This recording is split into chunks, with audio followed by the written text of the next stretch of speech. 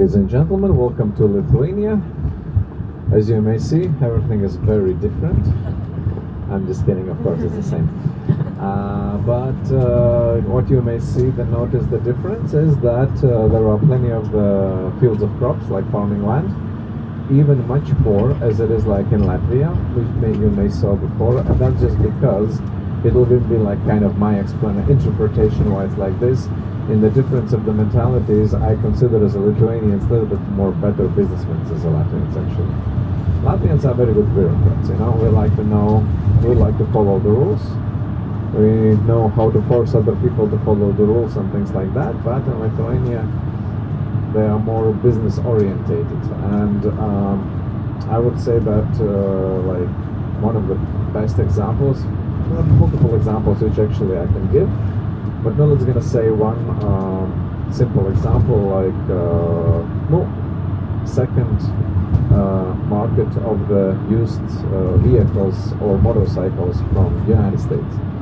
So European Union regulation says that if you import motorcycle, let's say from United States, then if it's, I think, has been produced earlier than year 2000 or 2001, then this motorcycle need to have a certification, because you know, like in the States they have different, let's say, lamps or let's say turn signals and things like that. So like for example, Latvians very precise and follow the rules or regulations how it's supposed to be.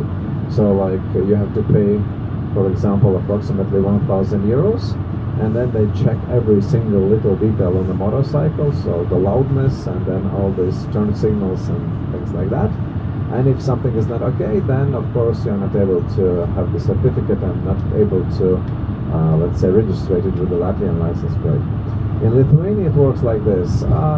Instead of 1,000, it's approximately maybe 200 or 300 euros, and they just take a look at it, the motorcycle, they say, it's okay, and that's it. So, and that's why if you, let's say, during the summertime here, we're gonna see some custom Harley which is driving on the roads of Latvia. So just pay attention and you're gonna see that we're gonna have Estonian or Lithuanian license plate, but not Latvian. And that's just because of this reason. And this is just one of the examples. There are plenty of them like that, and that's why I would consider as a Lithuanians more business orientated. Yeah. And now till the kill of process, it's going to be like approximately, let's say 35 minutes more of driving, and that's it.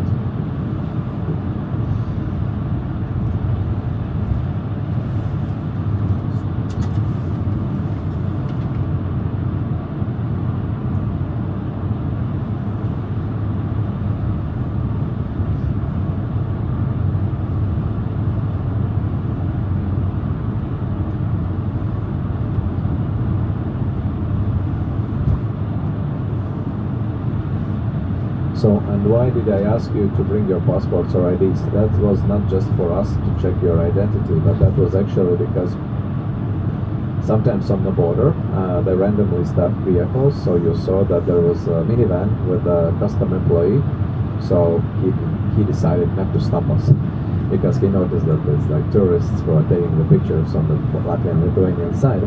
But randomly they sometimes stop vehicles for the document control. And as I told you before, that's just because of the illegal immigration. So we have an issue, again, it's a part of the cyber war, which in this case it has been organized from the Belarus. So they actually organize the immigrant flow from the Middle East, so who goes into the Belarus, and then so they give them accommodations. Of course it's not for free for them, and then they move them to the border of, let's say, Poland, Latvia or Lithuania, and then they force them to cross the country. And then like Poland, Lithuania, Latvia is preventing that issue, not allowing them to cross the border. And yeah, so that's why there are sometimes on the custom let's say, custom employees, so who like randomly like this just stop the vehicles and then just check for the illegal immigrants and then check the passports and things like that. So yeah, that was actually the real reason why did I ask you to bring your passports or IDs. And that's it. But as you may see, so as I told you before, we are part of the Schengen zone. If you want, just go straight ahead, no problem at all, even until the Portugal.